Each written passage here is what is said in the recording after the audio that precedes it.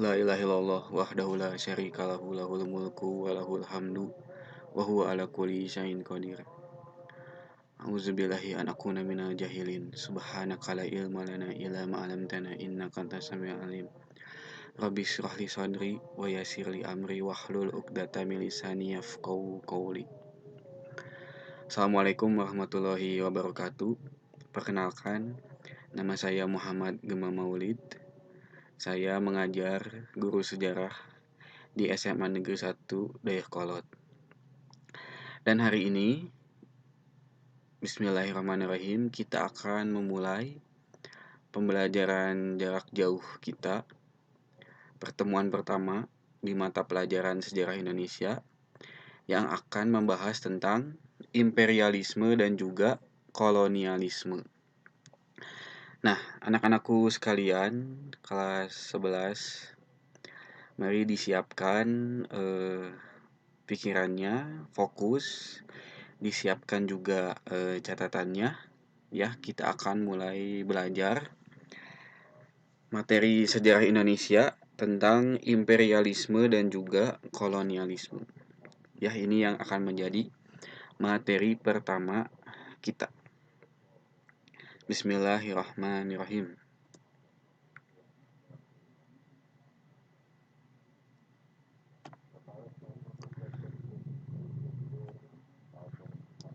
Nah, pengertian imperialisme dan kolonialisme ya, ini yang pertama. Secara definisi kalimat. Imperialisme adalah pembentukan pemerintahan politik yang mengatur segala kehidupan di tanah jajahan. Jadi ini ada sangkut pautnya dengan penjajahan ya, imperialisme ini. Bahasa atau istilah ilmiah tentang penjajahan yaitu imperialisme, di mana suatu wilayah, suatu daerah, suatu negara, suatu kerajaan kemudian mengalami yang namanya imperialisme. Secara politik dia dijajah oleh suatu negara. Ya, jadi asalnya wilayah yang merdeka, asalnya daerah yang merdeka, kemudian mengalami yang namanya imperialisme atau dijajah secara politik. Dan ini yang terjadi pada kita ya, atau pada negara Indonesia. Ratusan tahun yang lalu kita pernah dijajah oleh beberapa negara, atau kita pernah diimperialismekan oleh beberapa negara seperti Portugis, Belanda, Jepang, Inggris ya. Itu adalah salah satu negara yang mempraktekkan imperialisme di Indonesia. Itu ya, secara politik kita dijajah. Lalu ada juga kolonialisme. Kolonialisme ini sedikit berbeda dengan imperialisme. Kalau kolonialisme ini adalah menjajah atau menguasai sumber daya alam dan sumber daya manusia suatu negara atau suatu wilayah.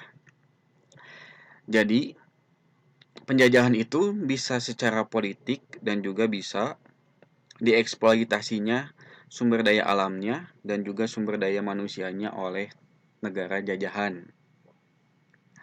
Seperti kita dahulu ketika dijajah oleh Belanda, sumber daya alam kita yaitu rempah-rempah dieksploitasi oleh Belanda. Begitu juga sumber daya manusianya mengalami yang namanya kolonialisme ya. Jadi sumber daya manusianya orang-orang Indonesia kemudian dipaksa untuk kerja paksa atau kerja rodi ya, istilahnya dalam bahasa Belanda. Jadi inilah penjelasan tentang imperialisme dan kolonialisme. Penjajahan secara politik. Penjajahan secara politik ini misalkan dulu ketika kita dijajah oleh Belanda, sekolah-sekolah di Indonesia itu bahasa pengantarnya ada bahasa wajib Belanda selain menggunakan bahasa Melayu. Lalu zaman penjajahan Belanda itu orang-orang yang bisa bersekolah itu adalah orang Belanda dan juga orang-orang Indonesia tapi keturunan ningrat. Nah, itu contoh dari imperialisme ya, ketika kita secara politik dikuasai oleh penjajah. Bahkan yang menjadi petinggi di negara kita atau di Indonesia atau di Nusantara pada masa itu adalah pemimpin tertinggi politiknya gubernur jenderal yang merupakan orang Belanda. Nah, itu contoh dari imperialisme. Kalau kolonialisme, nah berarti sumber daya alam kita dikuasai oleh bangsa asing. Misalkan di tanah Pasundan, eh, kolonialismenya adalah bagaimana industri perkebunan kopi dikuasai oleh Belanda. Ya, jadi sumber daya alamnya dikuasai oleh Belanda, yaitu misalkan contohnya kopi. Dan sumber daya manusianya juga dipaksa untuk kerja rodi, ya kerja paksa. Itu contoh kolonialisme.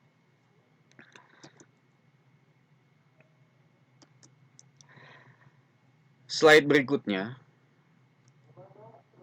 adalah latar belakang imperialisme dan kolonialisme Eropa. Jadi yang menjajah kita, yang menguasai kita adalah orang-orang Eropa. Belanda, Portugis, Prancis, kemudian juga Inggris. Tapi pertanyaan berikutnya adalah kenapa mereka itu menjajah kita Nusantara atau Indonesia?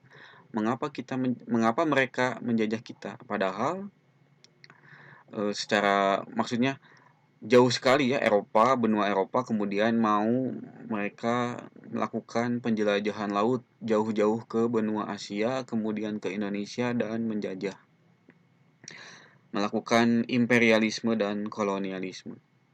Apa landasan atau apa latar belakang mengapa orang-orang Eropa ini menjajah Indonesia atau menjajah Nusantara? Ya, kita coba lihat apa saja yang menjadi dorongan motivasi orang-orang Eropa ini menjajah Indonesia. Penjelajahan laut orang Eropa. Pertama adalah orang Eropa ini melakukan penjelajahan laut untuk menemukan Nusantara secara khusus dan secara umumnya adalah menemukan Asia. Jadi mereka ini melakukan penjelajahan laut dari Eropa untuk menemukan Asia secara umum. Khususnya adalah menemukan Nusantara ya atau Indonesia. Nah, mengapa orang Eropa melakukan penjelajahan laut? Mengapa mereka tidak stay aja di Eropa gitu ya, kemudian mengembangkan Eropa? Tapi kemudian mereka malah melakukan penjelajahan laut. Jalan-jalan jauh sekali untuk menemukan benua baru. Nah, penjelajahan laut orang Eropa yang menjadi dorongannya adalah yang pertama, orang Eropa melakukan penjelajahan laut karena terinspirasi oleh para pelaut muslim seperti Uqbah bin Nafi yang melakukan penjelajahan laut pada abad ke-7. Juga ada Kos bin Said bin Aswad pada abad ke-9. Nah, ini patung Uqbah bin Nafi, seorang pelaut muslim yang berhasil mengeksplor benua Afrika. Nah, fakta tentang pelaut muslim seperti Uqbah bin Nafi ini terdengar oleh orang-orang Eropa bahwa di luar Eropa itu ada daerah lain. Ada daerah lain di luar Eropa itu. Ada Asia, ada Afrika, ada Australia, macam-macam. Maka orang Eropa ini melakukan penjelajahan laut. Penasaran ingin tahu di luar Eropa itu ada apa sih? Peradaban manusia di luar Eropa itu seperti apa sih? Mereka belajar dari sejarah bahwa dahulu pelaut muslim melakukan penjelajahan laut. Ya, seperti Uqbah bin Nafi ini. Kemudian orang Eropa juga sudah mengenal atau melihat peta dunia yang dibuat oleh ahli geografi muslim Al-Idrisi pada abad ke-12. Nah, ini ya. Ini adalah gambar peta sebagian dunia yang dibuat oleh ahli geografi muslim Al-Idrisi pada abad ke-12. Ya, bisa kita lihat ada separuh Asia, ada separuh Afrika, ada separuh Eropa. Mungkin sangat berbeda ya dengan gambaran peta zaman sekarang. Peta zaman sekarang sungguh sangat canggih.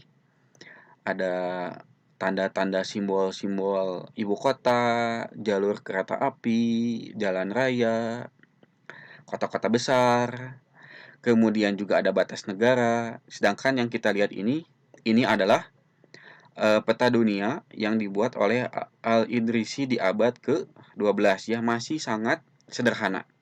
Beda dengan sekarang ya, zaman sekarang sangat canggih sekali. Kita bisa share location, lagi nongkrong di mana bisa di share ya, supaya orang bisa tahu dan kemudian mendekati kita.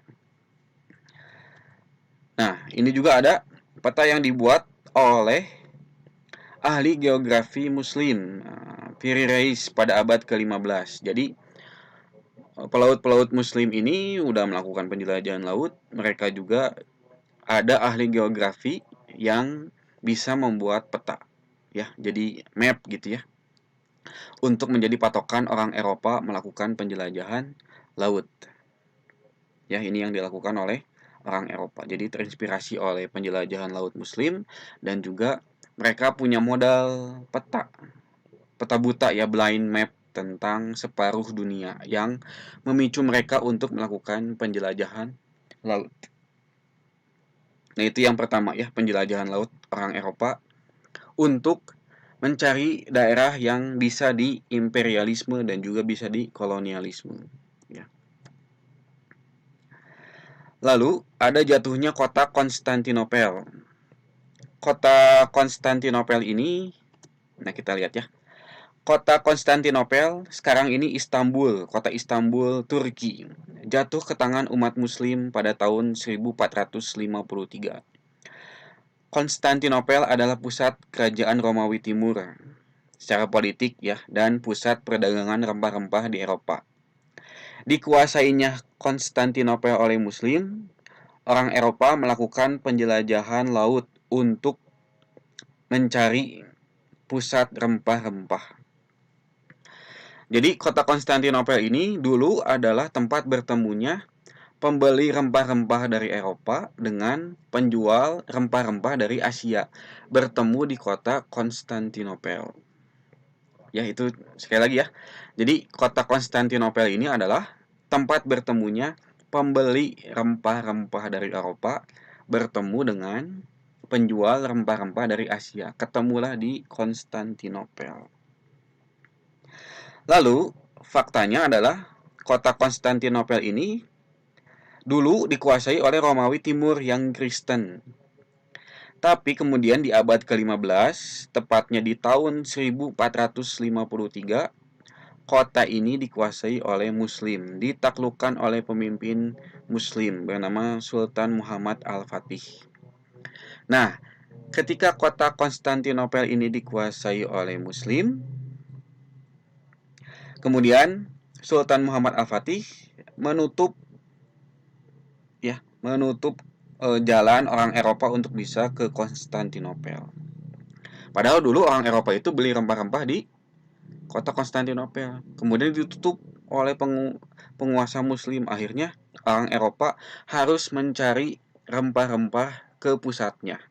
Mereka tahu, orang Eropa itu tahu kalau pusat rempah-rempah bukan di Konstantinopel, tapi pusat rempah-rempah itu ada di Asia.